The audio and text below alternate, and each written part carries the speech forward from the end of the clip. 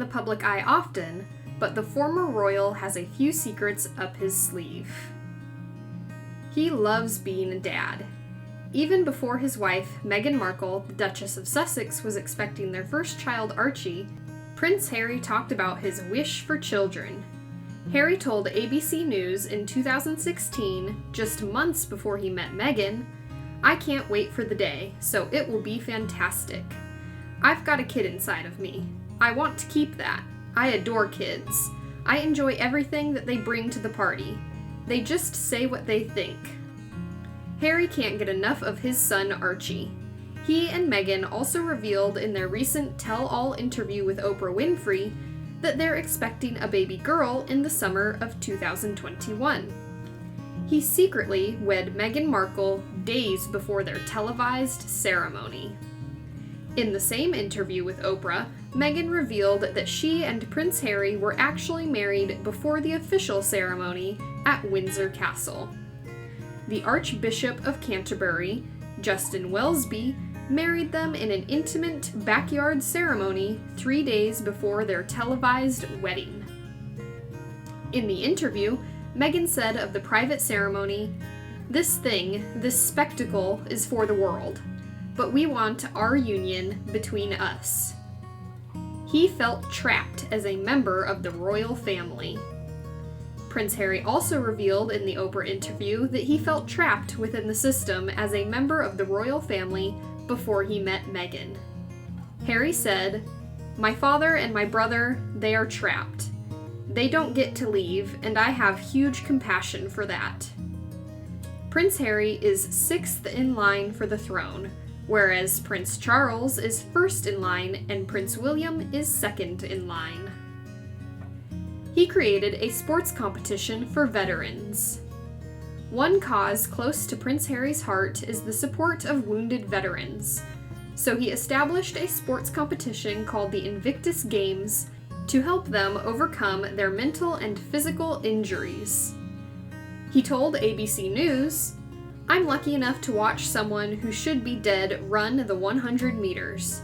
You want the definition of inspiration? That's probably it. No one wants sympathy. All they want is an opportunity to prove themselves. And that's what this is all about." Harry and Meghan just attended the 4th Invictus Games in Sydney, Australia. He's a veteran himself. Prince Harry actually served for 10 years in the British military, where he was called Captain Wales. He was in combat on the front lines in Afghanistan, but was pulled out for security reasons when his secret deployment was revealed. He told, "I felt very resentful. Being in the army was the best escape I've ever had. I felt as though I was really achieving something." He described to ABC News feeling broken over leaving his fellow soldiers behind. But he did get to return a few years later. He told, "I wanted to prove that I had a certain set of skills. For instance, flying an Apache helicopter, rather than just being Prince Harry. I also felt I was one of the lads and could forget I was Prince Harry when I was with them." He trekked to the South Pole. In 2013, the adventurous prince completed a 200-mile trek to the South Pole, along with 12 wounded servicemen and women from the United Kingdom, the United States, and around the British Commonwealth. Originally a competition between the countries, the expedition's director decided to turn it into a team effort after rough conditions made racing too dangerous. The prince said in a video, "All in all, mission success." Harry had been on part of a similar 2011 expedition to the North Pole, but left early to attend the wedding of his brother, Prince William. He hates Twitter. He told teens at an event, "I quite hate Twitter." Although he'd like to use the platform to promote his charitable causes, invasion of privacy issues have him concerned. He said, "I would love to tweet about things I care about, but it's a fine line between what you should do and what you can do, and what other people want to know and what you don't want them to know." His name isn't Harry.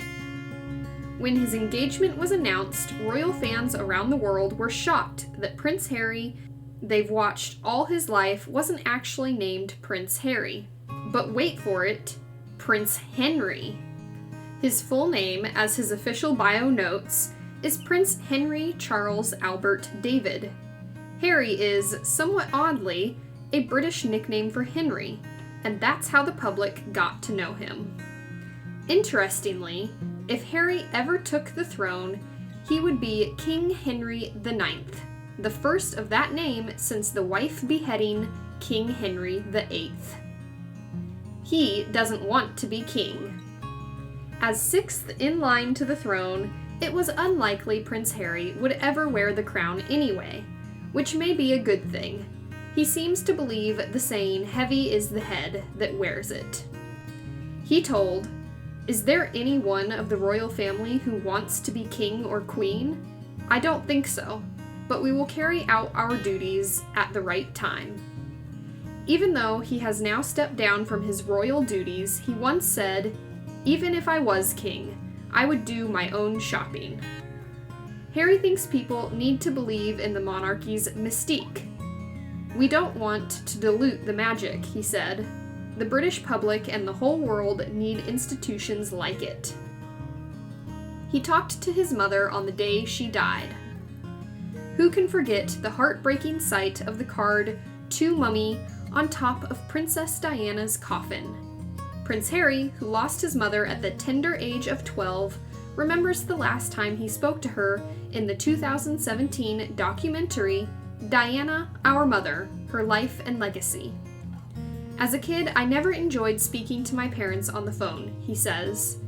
Eager to get back to playing, he rushed off her call from Paris. "I will regret for the rest of my life how short the phone call was. And if I'd known that that was the last time I was going to speak to my mother, the things I would have said to her, how differently that conversation would have panned out had I had even the slightest inkling that her life was going to be taken that night."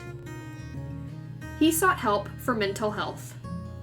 The trauma of losing his mother manifested for Prince Harry as repressed grief. He said in Diana, Our Mother, "The first time I cried was at the funeral at the island, at her childhood home, Althorpe. And since then, maybe once, so there's a lot of grief that still needs to be let out." It was a classic case of, don't let yourself think about your mum and the grief and the hurt, because it's never going to bring her back, and it's only going to make you sadder. But Harry eventually got professional help after being very close to a complete breakdown. He told, "Losing my mum at the age of 12 and therefore shutting down all of my emotions for the last 20 years has had quite serious effect on not only my personal life, but my work as well." Finally realizing he had to deal with his grief and anger, Harry also started opening up publicly about his own struggles to lessen the stigma around mental health issues. He gives good hugs. A warm and open person like his mom, Prince Harry also inherited her gift of good hugs. He said in Diana, Our Mother, "She would just engulf you and squeeze you as tight as possible." Talking to ABC News, he revealed the same about himself. "Everyone needs a hug every now and then. And it so happens I've been told over and over again I'm very good at giving hugs." His hugging ability is also a trait he shares with Meghan. "I'm American. I hug," she reportedly said after being chastised for embracing others too often. Just watch this recent video of the couple embracing a little boy in Australia for proof of their hugging prowess. It was love at first sight with Meghan. Royal watchers were so happy that the prince, who had battled for so long with his own demons after losing his mother, finally seemed settled and happy when he married Meghan. But for Harry himself, he saw his future with Meghan as soon as they first set eyes on each other during a blind date in 2016. When asked, "When did you know she was the one?" while meeting with photographers after their engagement announcement, Harry said, "The very first time we met." He feels at home in Africa, Meghan and Harry's love was solidified during a camping trip in Botswana, which he calls his second home, just weeks after they met. Harry also later got Meghan's engagement diamond in the African country. But his love for Africa started long before, with his first trip there shortly after his mother died. He told, "This is where I feel more like myself than anywhere else in the world.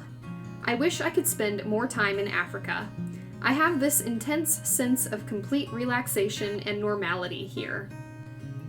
Prince Harry is involved in conservation work on the continent and established a charity, Isnt, which means forget-me-not, with his friend Prince Siso of Lesotho to help children impacted by poverty and HIV/AIDS, a cause Diana also championed.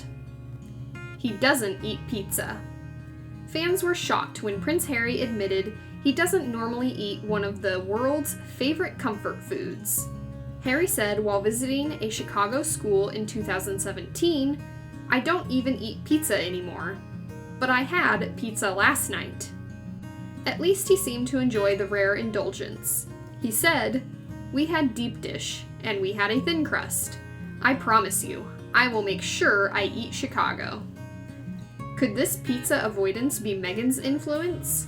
Probably not. Although she's generally a healthy eater, she allows herself leeway on the weekends.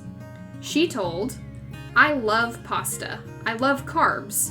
Who doesn't love a carbohydrate?" Plus, there is the mystery of who ordered a cartload of pizzas to Harry and Meghan's wedding reception. He picks up trash. Although he's been brought up in a privileged atmosphere, Harry is very aware of his impact on the earth and has picked up some very green habits. He said in the recent BBC documentary, Prince, Son and Heir, Charles at 70, in honor of his father, Prince Charles's recent birthday, "I used to get taken the mickey out of at school for picking up rubbish. When you see something, you pick it up. It's like, wow, I've literally done this because I'm programmed to do it because my father did it. We should all be doing it." Another eco-habit he got from his dad? Harry said in the interview, "He's a stickler for turning lights off, and that's now something that I'm obsessed with. My wife goes, 'Well, why turn the lights off? It's dark.' I go, 'We only need one light. We don't need, like, 6. And all of a sudden, it becomes a habit." He's super close to Will and Kate. Harry's always been close with his brother William, and when Kate entered the picture, he looked at her like the big sister he never had. Then, the addition of Meghan made the two couples into the Fab Four, as they're nicknamed. Harry has joked, "We're stuck together for the rest of our lives." Thank you for watching!